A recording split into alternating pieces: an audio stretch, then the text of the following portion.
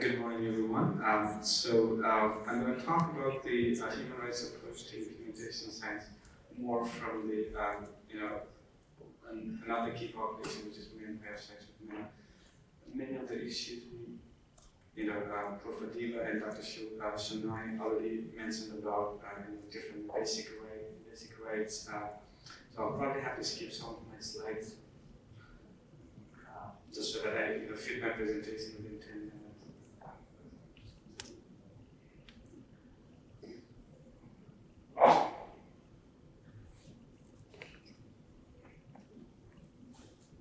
Okay, so as we wait for this screen up, so one of the things we've been hearing about over and over in this phase in this boot camp is the right to science. That you can term it frame it in different ways, but basically in terms of where we look at human rights, there's a right to science.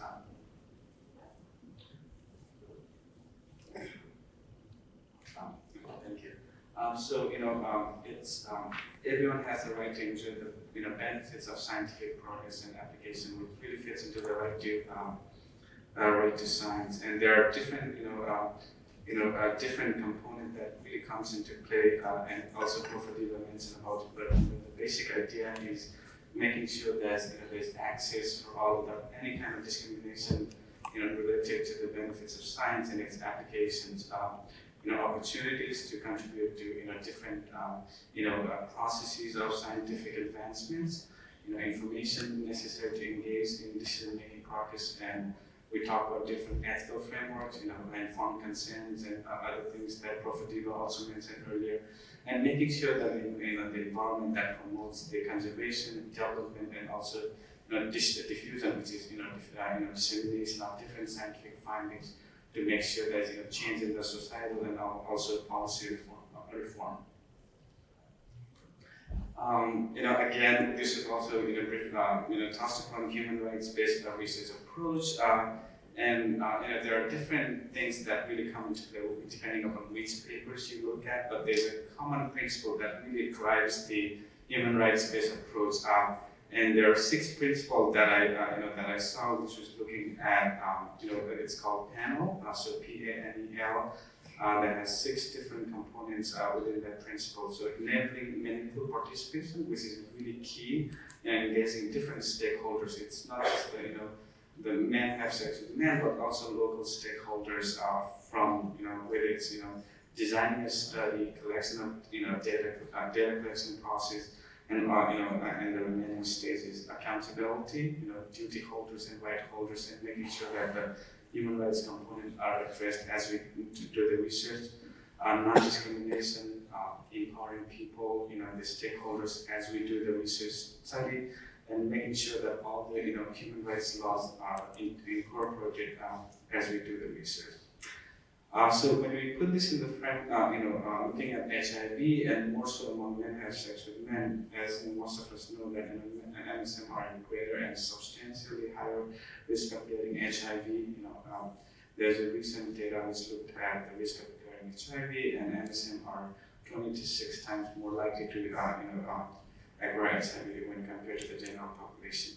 So this is sort of the HIV epidemics stage, looking at different factors that really contributes to acquiring HIV among this population, and also applies to other key populations as well. So there's individual, network level, community level, and we also talked about policy level, where there's criminalizations, there's human rights context that's really fits into this overall HIV epidemic. When we look at the continuum, whether it's the HIV prevention continuum on the left-hand side, or whether it's the treatment cascade, there's a significant gap that really exists, in the key population, and that more so applies in the MSM as well. So, what are the elements of where the intersectionality between HIV and human rights, especially focused in MSM? And there's a failure from the governmental organizations, from NGOs, really reaching to this key population. We've heard over and over about how there's a discrimination stigma really attached to same-sex behavior or homosexuality, increasing criminalization of both of these, homosexuality and HIV, and in the global settings as well. This map here really shows, different, different areas in the world where there's criminalization of LGBT people, and also focuses on where these laws are, where they are neutral in terms of recognition of same-sex unions. So there are about 71 countries that has criminalization policies toward same-sex men. So what are the consequences? We talked about limited healthcare access and also utilization of these different HIV prevention services, treatment services. We talked about patient-provider relationships and how these are really eroded because of stigma and discrimination. There's when there's all these different issues around in this vulnerable population are less likely to seek this treatment, HIV testing, and also disclosure of their engagement in different activities, which really impacts whether they get into treatment or prevention activities or not, right? Because HIV testing is the key entry point for these services. And also delayed healthcare, even though if they do seek care, there's a delay in that. So if they're infected, they will have already progressed to level where it's really hard to come back. And when we talk about the research, because of the stigma, discrimination, and many other issues around human rights, the MSM are less and less likely to participate in these research activities, which is really crucial to inform societal change and also policy legal changes. So putting this framework into the implementation science approach and what are different approaches that can be taken, when we look at the values of human rights, we talked about dignity, worth, self-respect. We also talked about the responsibility of duty holders, which is the research staff in this context, and the right holders, which is the research participants. There are different approaches that could be, and probably we've been using most of these approaches in our own work, but never thought about it. So training participants as experts because we get their insights. So making sure that they are treated as respectfully and viewing them as equal, equal as the research team. Making sure that we are using language that's respectful while interacting and also describing participants.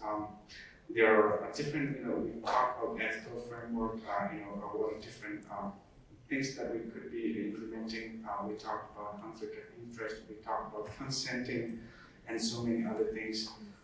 There's also, how to disseminate the findings. We do all these research projects, and what happens at the end. Making sure there's a publication, making sure that we use that to change in the policy level as well. And there's also the 6 common principle I mentioned earlier about panel participation, accountability, non-discrimination, empowerment, and laws. So how do we use different approaches to make sure that we're really accounting for this the common principle in our own work? So these are some of the things that we can really use in our work as we do research. The benefits, there's informed decision making from the participants, active participation, privacy and confidentiality. It's really and also making sure that the benefits of using human rights framework really helps to make sure that the availability and also the accessibility of evidence-based interventions are out there for the vulnerable population. What are some of the strategies we could use? And this kind of puts it into the different caskets of prevention and treatment, making sure that there's attention paid to the right-based policies and laws. Sustainability is a key issue as well. Literacy, making sure that the population that we work with have the right knowledge and the literacy level. The stigma and discrimination, that's one of the things we've been hearing a lot. And also community engagement, and we heard about community engagement, stakeholder engagement a lot from Prof. Leva's talk as well. I'm just going to briefly mention about our work with health and how it really fits into the human rights approach that we've been taking, although we didn't really think about it when we designed the study, but as we look at it, it's really, how do we address this stigma, discrimination, as we, try to address this, HIV prevention issue that, that men have sex with men are facing in Malaysia, and also, applies to other contexts as well. So this really, looks at how we come to design this account, intervention. So in this case, it's the app-based intervention, and there are different stages of, so it's the John Prep app really looking at how we can provide much of the cares in a virtual setting. So if you have any question, I can actually talk about it in the panel discussion as well. So, and thank you.